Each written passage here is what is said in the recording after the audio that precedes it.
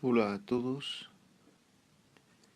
y mi propósito es compartir con ustedes una lectura en voz alta de algunos textos de Freud, en este caso El problema económico del masoquismo. Es un texto de 1924. Lo estoy leyendo de editorial Amorortu, es el tomo 19. El problema económico del masoquismo. El presente trabajo fue concluido antes de fines de enero de 1924. En esta importante obra, Freud ofrece su más completa descripción del enigmático fenómeno del masoquismo. Ya lo había abordado, aunque siempre en forma más bien provisional, en sus tres ensayos de la teoría sexual, de 1905, en Pulsiones y destinos de pulsión, en 1915, y con mucho mayor amplitud en Pegan a un niño, en 1919. Artículo este último al que él mismo calificó en una carta a Ferenczi como un escrito sobre el masoquismo. En todos los trabajos mencionados, el masoquismo deriva de un sadismo anterior, no reconociéndose nada semejante a un masoquismo primario. Sin embargo, en Más allá del principio de placer, en 1920, tras la introducción de la pulsión de muerte, se nos dice que podría haber también un masoquismo primario. Y en la presente obra su existencia se da por cierta. Tal vez deba mencionarse que solo en escritos posteriores, a partir del capítulo 6 de El malestar de la cultura, Freud dirigió su atención más específicamente a la acción de la pulsión de muerte, volcada hacia el mundo exterior, la agresividad y la destructividad, si bien se ocupa de esto hasta cierto punto al final del presente artículo. En la presente obra, su existencia se da por cierta, explicándola principalmente sobre la base de la mezcla y desmezcla de las dos clases de pulsiones, concepto ya examinado en detalle en El yo y el ello, que se publicó menos de un año antes. Al paso que en las interesantes consideraciones introductorias se analiza la aparente contradicción de una pulsión que apunta al displacer y se distingue por primera vez con claridad el principio de constancia del principio de placer. Freud muestra que ese masoquismo primario o erógeno tiene dos formas derivadas. A una de ellas, que denomina femenina, ya la había examinado en su trabajo Pegan a un niño, pero la tercera clase de masoquismo, el masoquismo moral, le permite explayarse sobre muchos puntos que habían sido apenas rozados en el yo y el ello, y plantear nuevos problemas en relación con los sentimientos de culpa y la actividad de la conciencia moral. James Strachey.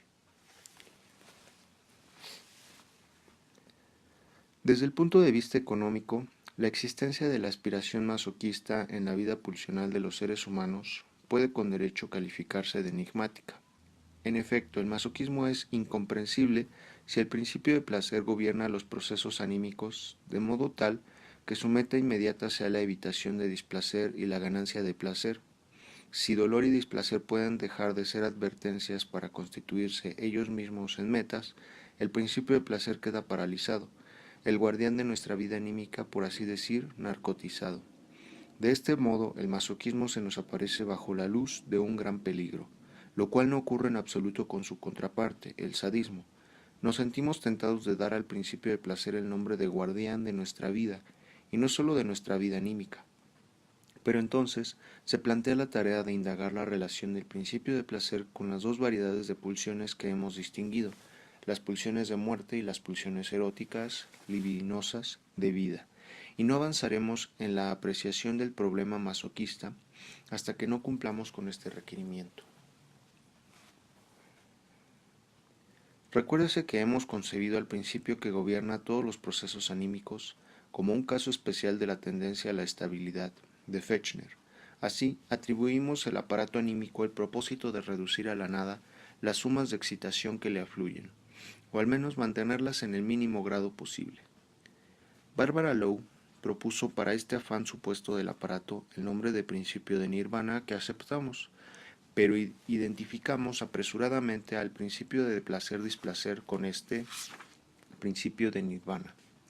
De ser idénticos, todo displacer debería coincidir con una elevación y todo placer con una disminución, de la tensión y de estímulo presente en lo anímico, el principio de nirvana, y el principio de placer supuestamente idéntico a él, estaría por completo al servicio de las pulsiones de muerte, cuya meta es conducir la inquietud de la vida a la estabilidad de lo inorgánico, y tendría por función alertar contra las exigencias de las pulsiones de vida de la libido que procuran perturbar el ciclo vital a cuya consumación se aspira.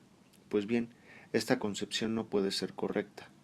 Parece que registramos el aumento y la disminución de las magnitudes de estímulo directamente dentro de la serie de los sentimientos de tensión, y es indudable que existen tensiones placenteras y distensiones displacenteras.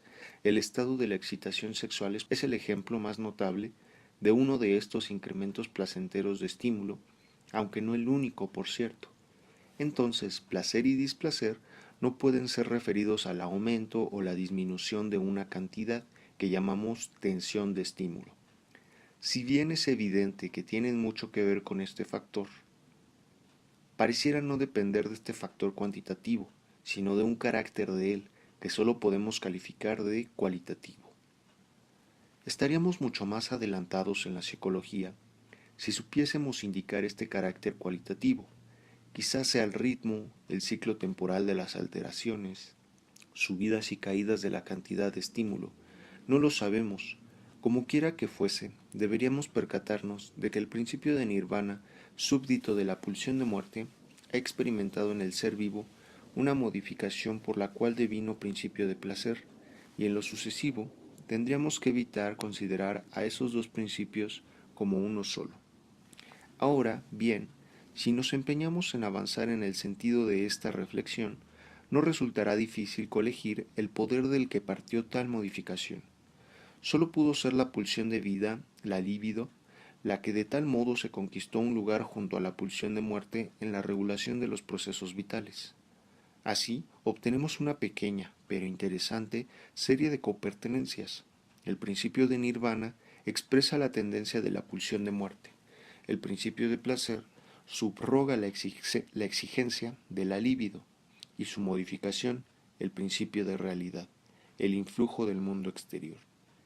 En verdad, ninguno de estos tres principios es destituido por los otros. En general, saben conciliarse entre sí, aun cuando en ocasiones desembocará forzosamente en conflictos el hecho de que, por un lado, se establezca como meta la rebaja cuantitativa de la carga de estímulo, por el otro, un carácter cualitativo de ella, y en tercer lugar, una demora de la descarga de estímulo y una admisión provisional de la tensión de displacer.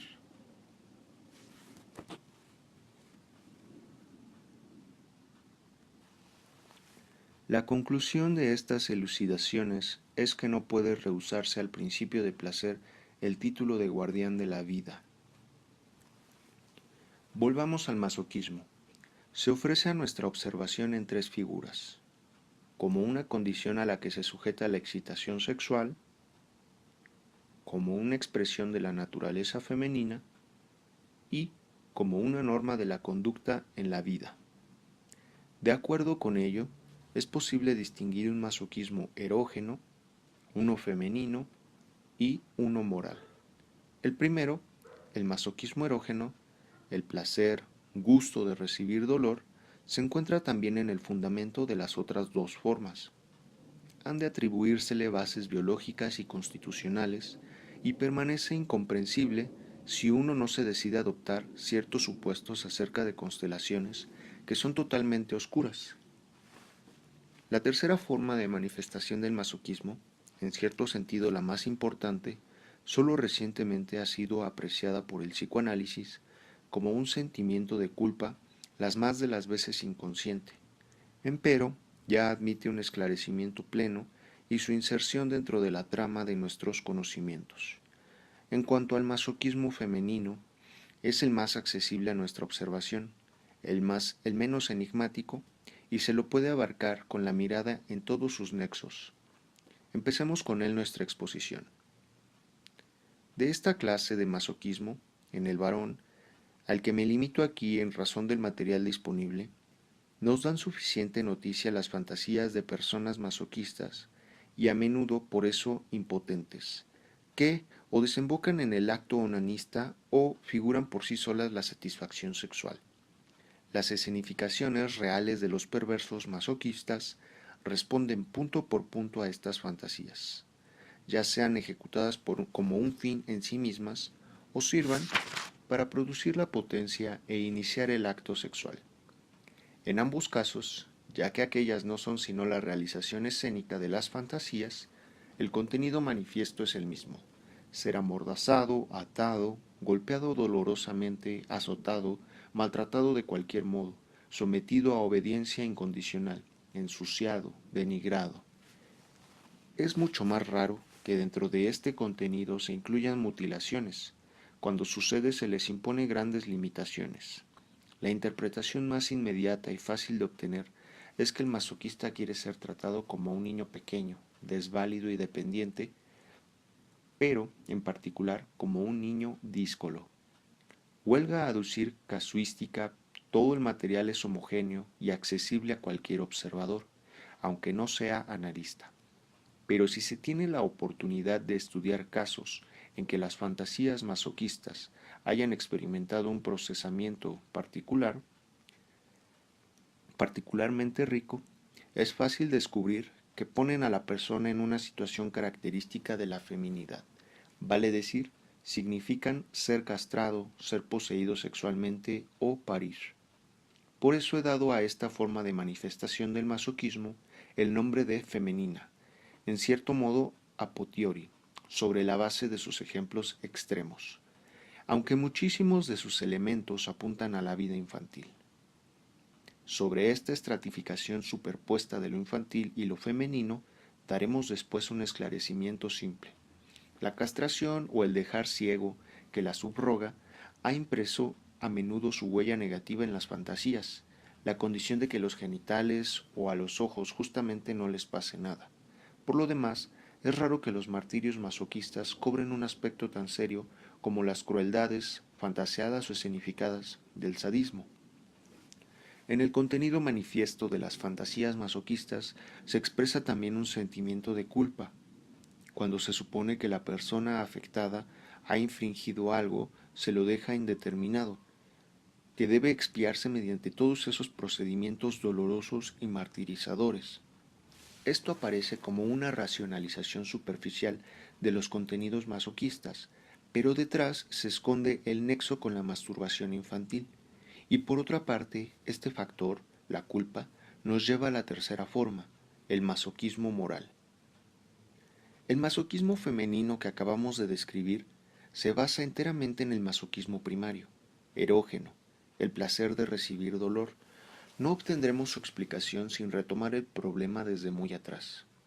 En tres ensayos de teoría sexual, en la sección sobre las fuentes de la sexualidad infantil, formulé la tesis de que la excitación sexual se genera como un efecto colateral a raíz de una gran serie de procesos internos, para lo cual basta que la intensidad de estos rebase ciertos límites cuantitativos, y que quizás en el organismo no ocurra nada de cierta importancia que no ceda sus componentes a la excitación de la pulsión sexual. Según eso, también la excitación de dolor y la de displacer tendrían esa consecuencia. Esa coexcitación libidinosa provocada por una tensión dolorosa y displacentera sería un mecanismo fisiológico infantil que se agotaría luego. En las diferentes constituciones sexuales experimentaría diversos grados de desarrollo y en todo caso proporcionaría la base fisiológica sobre la cual se erigiría después, como superestructura psíquica, el masoquismo erógeno. Ahora bien, esta explicación demuestra ser insuficiente al no arrojar ninguna luz sobre los vínculos regulares e íntimos entre el masoquismo y su contraparte en la vida pulsional, el sadismo. Si se retrocede algo más hasta el supuesto de las dos variedades de pulsiones que consideramos operantes en el ser vivo, se llega a otra derivación, que, empero, no contradice a la anterior. En el ser vivo, pluricelular, la libido se enfrenta con la pulsión de destrucción o de muerte, esta que impera dentro de él, querría desagregarlo y llevar a cada uno de los organismos elementales a la condición de la estabilidad inorgánica, aunque tal estabilidad sólo pueda ser relativa. La tarea de la libido es volver inocua esta pulsión destructora, la desempeña desviándola en buena parte, y muy pronto con la ayuda de un sistema de órgano particular, la musculatura, hacia afuera, dirigiéndola hacia los objetos del mundo exterior. Recibe entonces el nombre de pulsión de destrucción, pulsión de apoderamiento, voluntad de poder. Un sector de esta pulsión es puesto directamente al servicio de la función sexual, donde tiene a su cargo una importante operación. Es el sadismo propiamente dicho. Otro sector no obedece a ese traslado hacia afuera, permanece en el interior del organismo, y allí es ligado libidinosamente con ayuda de la coexcitación sexual antes mencionada. En este sector tenemos que discernir el masoquismo erógeno, originario. Nos falta todo saber fisiológico acerca de los caminos y los medios por los cuales pueda consumarse este domeñamiento de la pulsión de muerte por la libido. Dentro del círculo de ideas del psicoanálisis no cabe sino este supuesto. Se producen una mezcla y una combinación muy vastas y de proporciones variables entre las dos clases de pulsión. Así, no debemos contar con una pulsión de muerte y una de vida puras, sino solo con contaminaciones de ellas, de valencias diferentes en cada caso. Por efecto de ciertos factores, a una mezcla de pulsiones puede corresponderle una desmezcla. No alcanzamos a colegir la proporción de las pulsiones de muerte que se sustraen de ese domeñamiento, logrado mediante ligazón a complementos libidinosos. Si se consiente alguna imprecisión, puede decirse que la pulsión de muerte actuante en el interior del organismo, el sadismo primordial, es idéntica al masoquismo. Después que su parte principal fue trasladada afuera, sobre los objetos, en el interior permanece, como su residuo, el genuino masoquismo erógeno, que por una parte ha devenido un componente de la libido, pero por la otra sigue teniendo como objeto al ser propio. Así, ese masoquismo sería un testigo y un relicto de aquella fase de formación en que aconteció la liga, tan importante para la vida, entre Eros y la pulsión de muerte.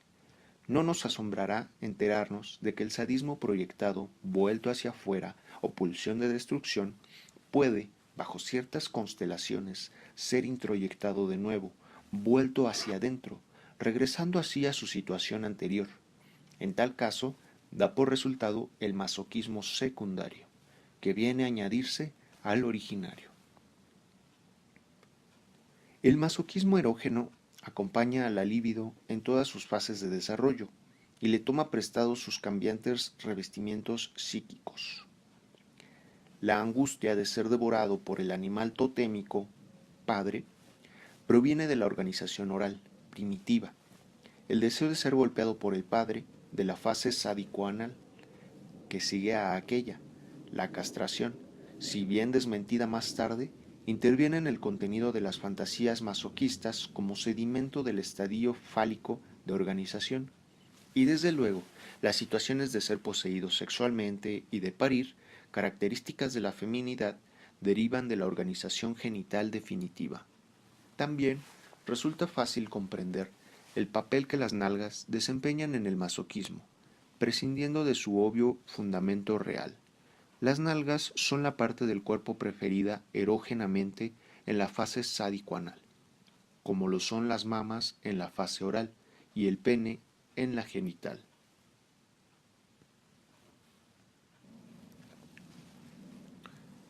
La tercera forma del masoquismo, el masoquismo moral, es notable sobre todo por haber aflojado su vínculo con lo que conocemos como sexualidad.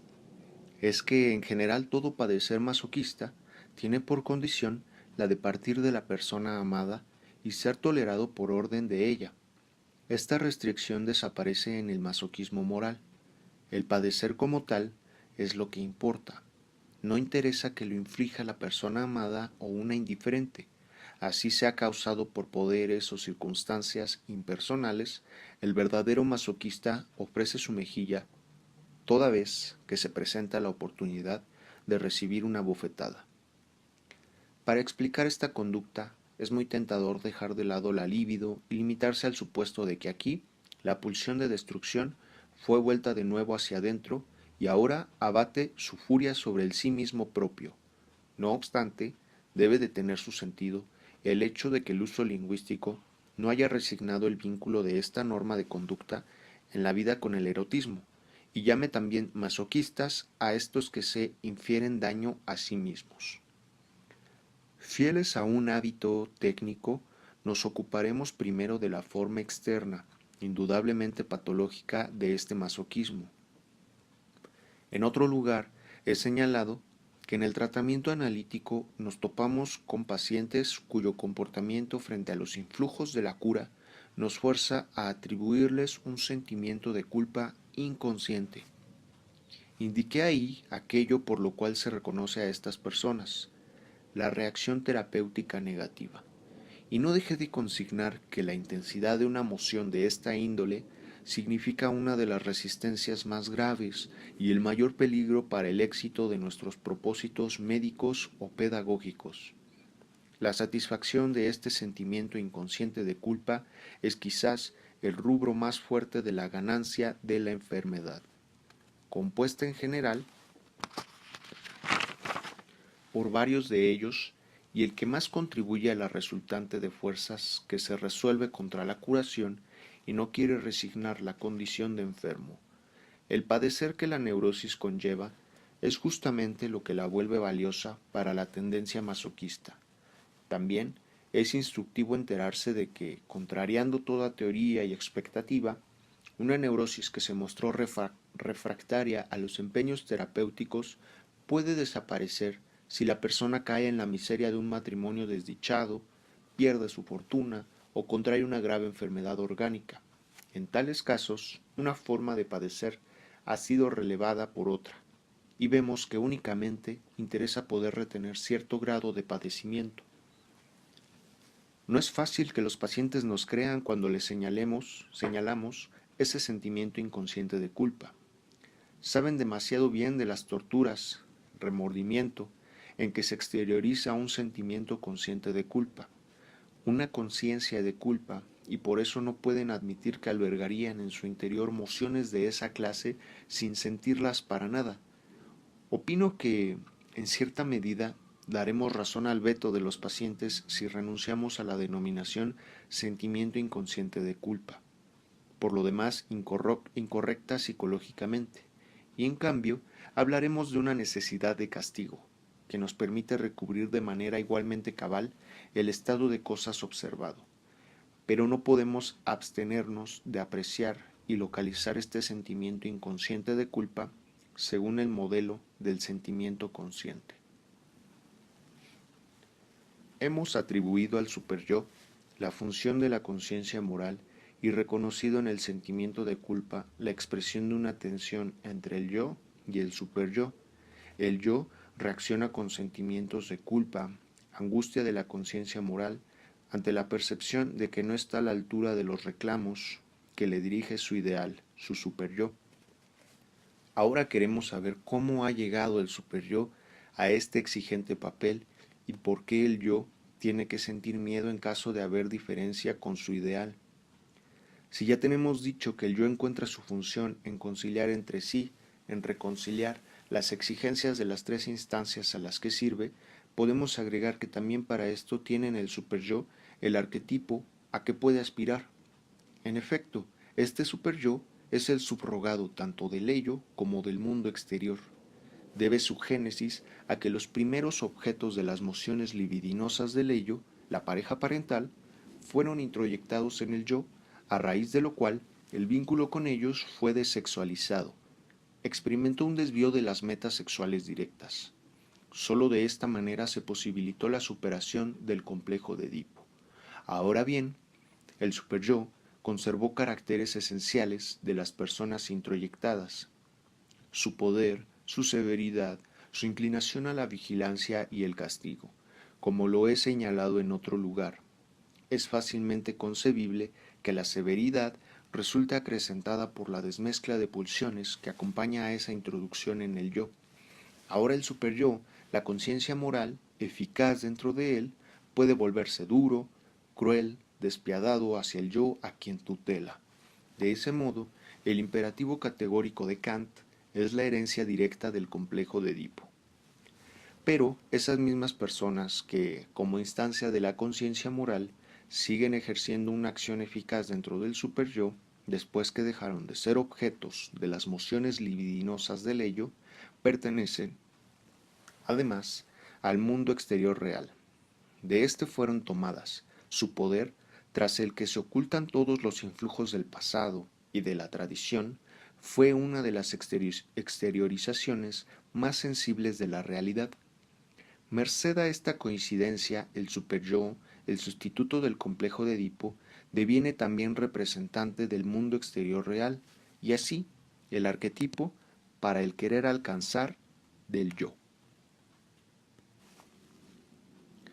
De este modo, como ya fue conjeturado, en un sentido histórico, el complejo de Edipo demuestra ser la fuente de nuestra eticidad individual, moral, en el curso del desarrollo infantil que lleva a la progresiva separación respecto de los progenitores, va retrocediendo la significatividad personal de estos para el superyo.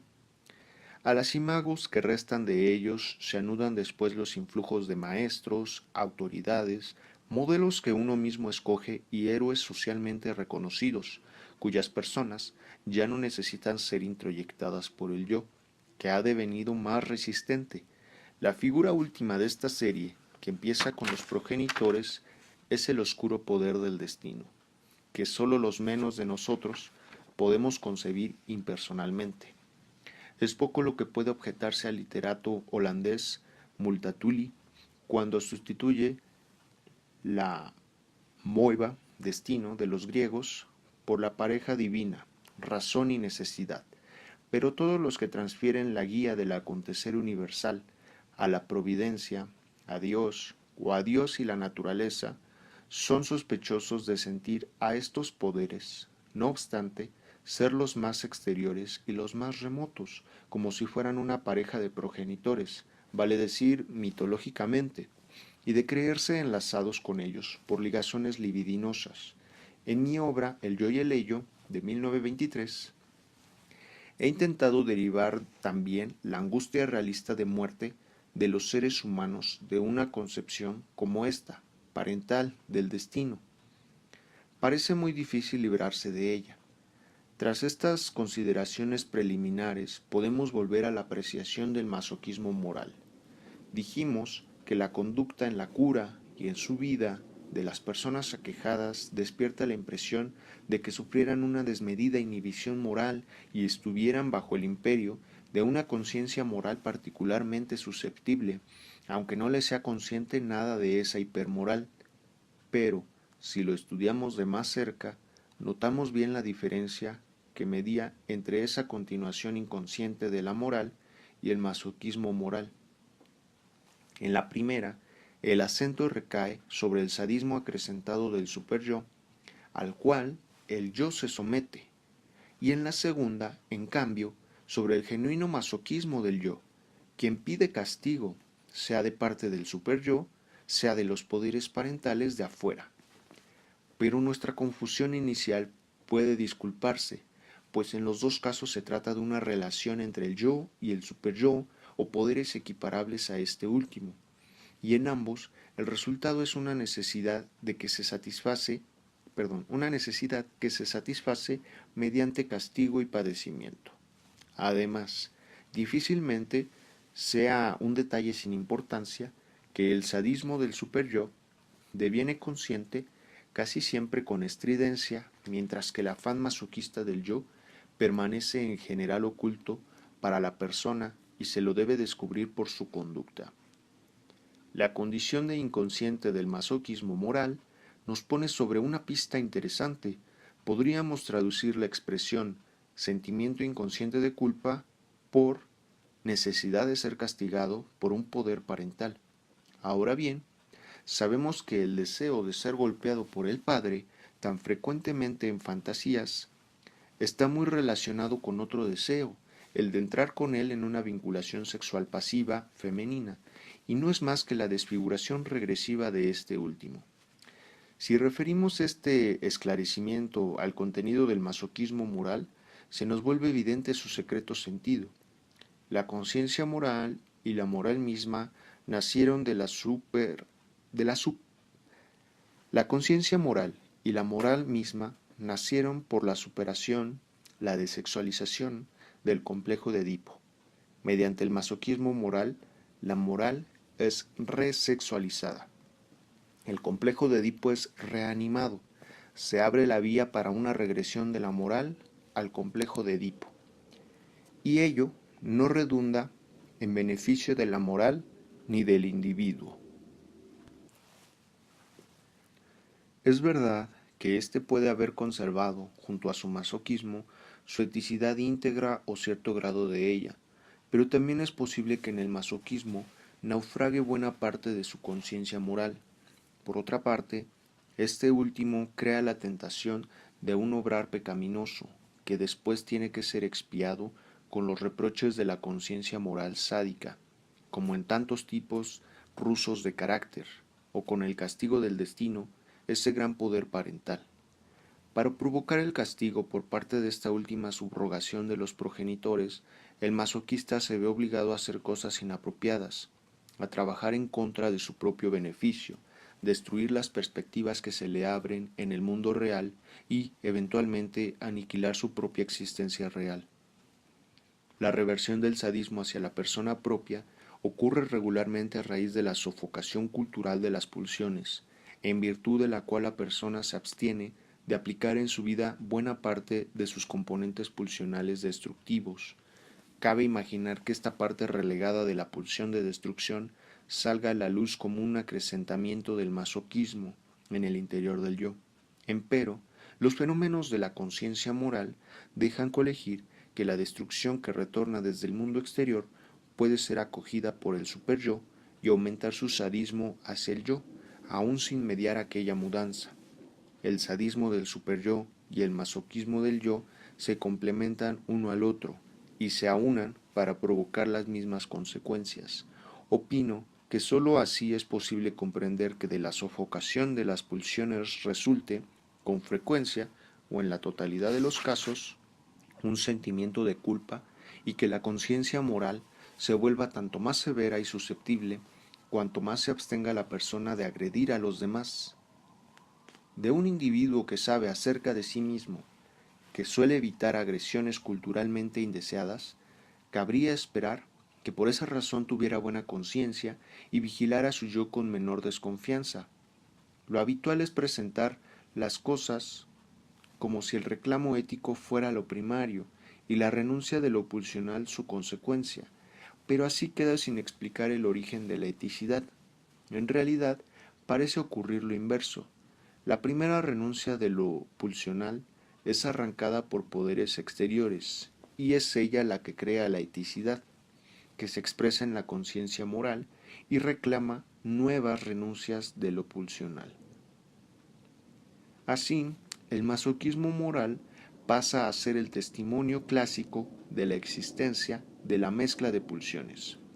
Su peligrosidad se debe a que desciende de la pulsión de muerte, corresponde a aquel sector de ella que se ha sustraído a su vuelta hacia afuera como pulsión de destrucción, pero, como por otra parte, tiene el valor psíquico de un componente erótico, ni aun la autodestrucción de la persona puede producirse sin satisfacción libidinosa. Bueno, esa fue mi lectura en voz alta del texto El problema económico del masoquismo de Sigmund Freud. Si te gustó, dale me gusta, compártelo y próximamente estaré subiendo otros textos de Sigmund Freud. Hasta la próxima.